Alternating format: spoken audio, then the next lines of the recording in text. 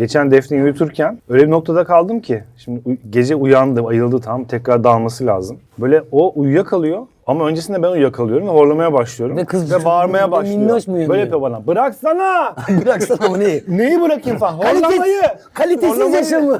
Kalitesiz yaşamı bırak. Mahcup oluyorsun. Mahcup oldum. Uyumamaya çalışıyorum ama çok uykum var. O uyuyamıyor bir türlü, böyle iğrenç, işkence gibi bir şeyin içinde kaldık. Karşı çıkmadın mı peki yani? Horlamayan bir insan olarak ilk defa horladığın için. Şu tip horlama.